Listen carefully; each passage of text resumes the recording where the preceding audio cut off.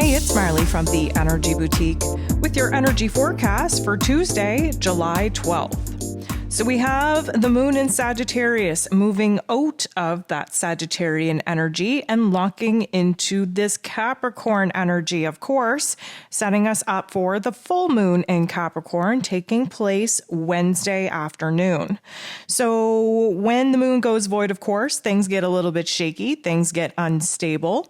And anytime that we're moving out of this big, great, grandest fire energy of Sagittarius, this light, optimistic, confident, big dream, big vision energy of Sagittarius and move into Capricorn, it kind of feels like we get the wind knocked out of us just a tad. Why? Because we have to come back down to earth. Capricorn energy is an earth energy.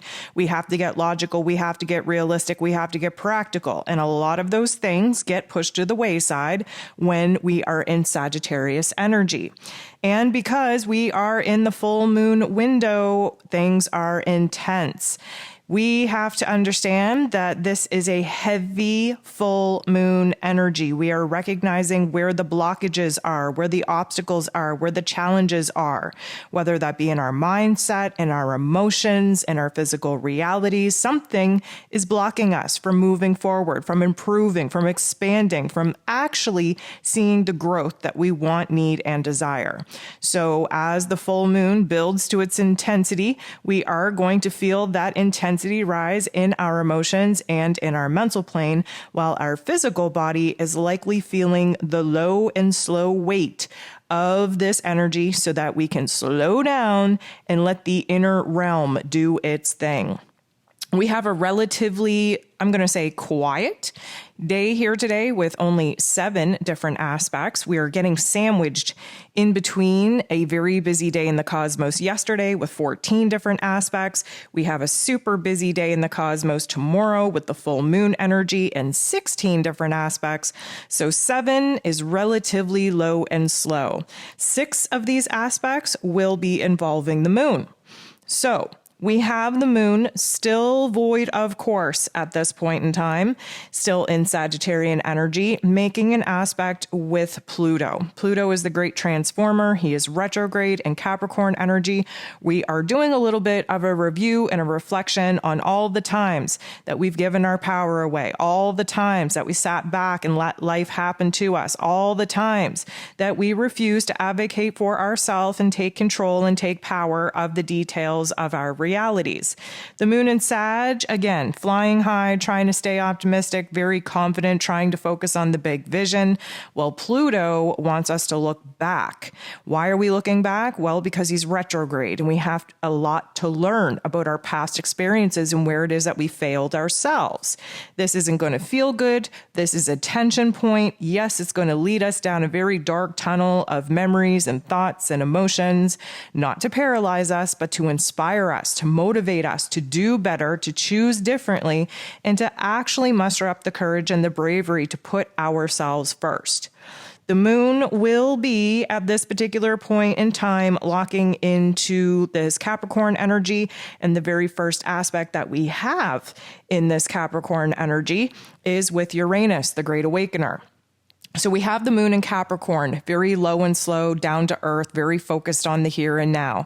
We have a tremendous weight on our shoulders, the roles and responsibilities, the commitments that we've made. We are very, very aware of where it is that we feel blocked and challenged, held back, restricted. We know the different tasks, the chores, the elements, the topics, the themes that are sucking the life out of us. Well, on the Uranian energy side, the Great Awakener, he's trying to free us. He's trying to liberate us. He's trying to show us where it is that we have to bust free from some of these things that we've identified that are basically sucking the life out of us, and where it is that we need to change drastically, make these improvements, expand our mind space. We have this Uranian energy in Taurus, meaning that we're very focused on seeing the disruptions, the shakiness, if you will, in our physical realms, in our routines, our relationships, our money, our resources. And all of that really comes down to the worth and value that we see within ourselves and making the choices that we need to make in every aspect of our lives to make sure that we aren't settling, that we are doing what we can to constantly push ourselves, to better ourselves, to improve, and to grow. The moon will be trining Mars, who is in Taurus energy as well. Now we have the moon in Capricorn, Earth energy. We have Mars in Taurus, Earth energy. This is where the trine comes from. The trine is a beautiful blending, harmonious interaction between these two particular planets. And what we are getting from this is a new motivation, a new inspiration, a new determination to do better, to constantly push ourselves through those obstacles, through those challenges, through those blockages, so that we can actually triumph. We can get to where it is that we want to be. We have new passions. We have new desires that are coming into our full illumination. And Mars, being the ruler of our physical energy, our drive, our passion, and our desire, needs us to get focused on what needs to be done here in this physical realm, in our current circumstances, to either bust up the blockages that are preventing us from moving forward, cleaning the slate, so to speak, or unearthing the deep-seated issues, the primary root blockages within our own self-worth, our own confidence, our own self-esteem that is really creating the blockages that we're seeing in our physical realities right now, because we don't think that we're worth it. We don't think that we deserve it. And many of us, sit around praying for a different outcome, for a different reality, but haven't done the work in order to actually feel like we deserve the dream and the vision that we're looking so hard to manifest. So emotionally speaking, this is like us getting down to the nitty gritty on what needs to be done. And this Capricorn energy is a boss up energy. We are stepping into our power, stepping into our authority.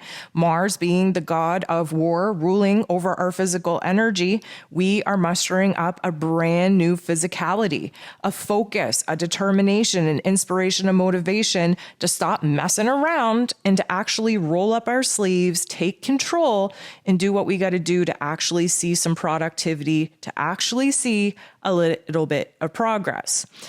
Now, the moon is going to bump into the true node. The true node is trying to get us on the right path to get us to where it is that we desire to be, our soul's mission, our soul's purpose, our soul's desire.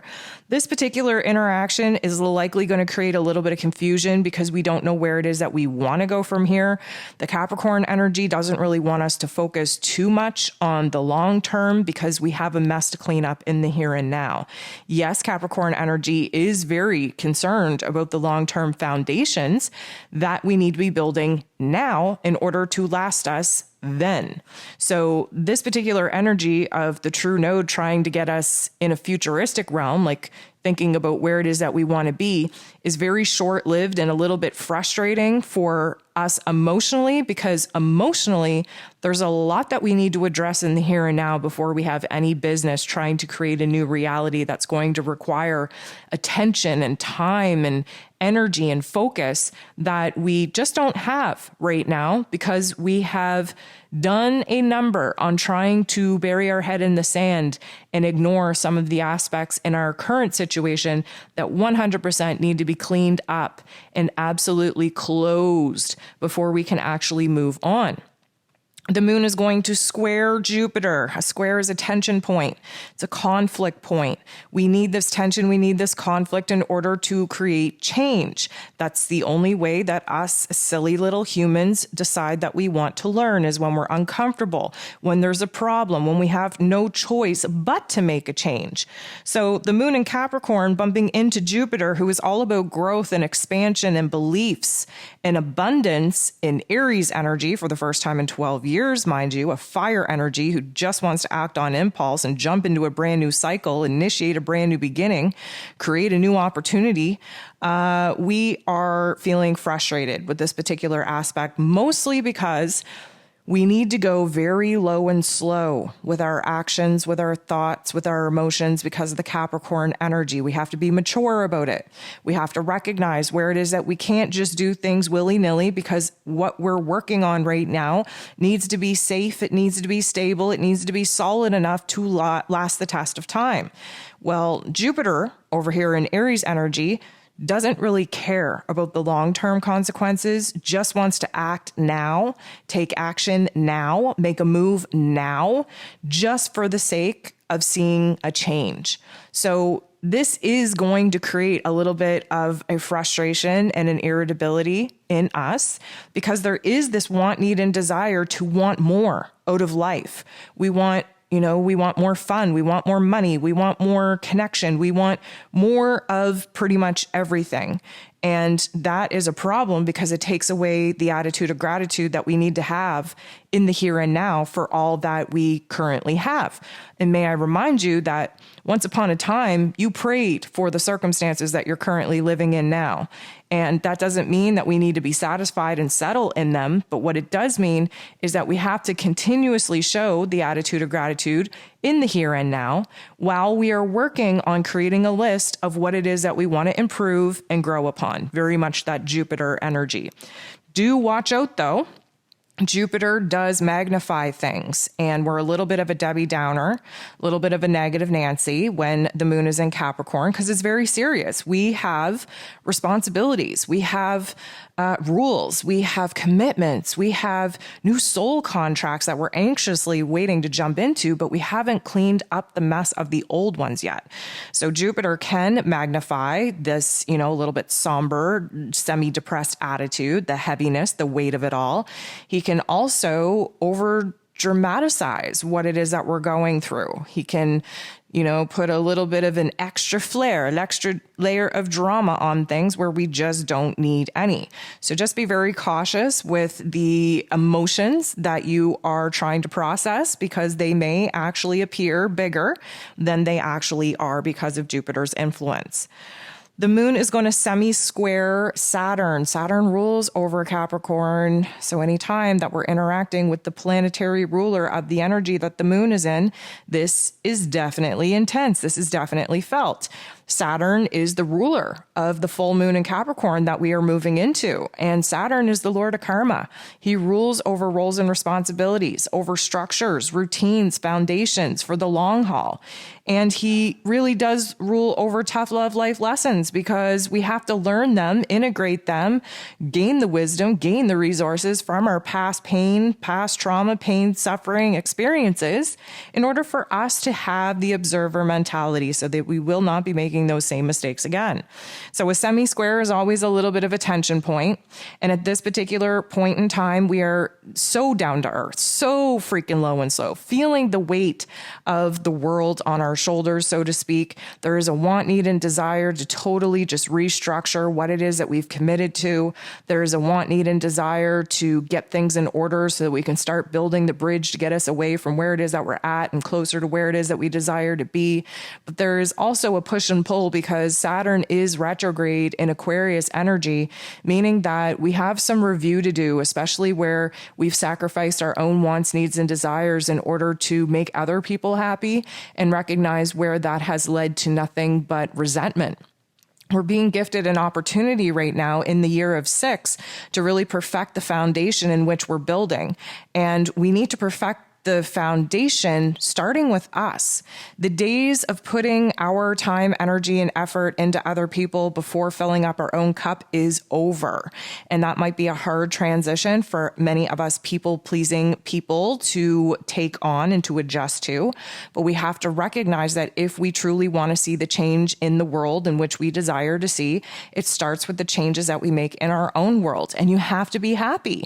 You have to have joy. There has to be a certain want, need, and desire to put yourself first so that you can be the best version of yourself first and foremost in order to show up for everyone else that you love and that you care about. This is definitely a huge weight on our heart space right now, on our head space. We almost have tunnel vision. We're a little bit fixated on what it is that we have to do. The to-do list is very, very long, very lengthy, very heavy, very weighted. Most of those tasks and chores we wish we could run from. But again, these are tough love life lessons that need to be done, need to be absorbed, need to be integrated, acknowledged, so that we do have the wisdom, the knowledge, the resources to actually move on and use said life lessons to build upon moving forward. Lastly, we have the sun sextile the true node. This is a beautiful, beautiful energy for a couple of reasons. First of all, the sun is in Cancer, shining a bright light on our emotions, on our intuition, on our home, on our family dynamics, on where it is that we need to nurture ourselves, where it is we need to implement and create some and enforce some boundaries in our lives. We have to recognize where it is that we've been too involved in trying to help other people's lives and not nearly involved in helping ourselves. This is an inner child issue.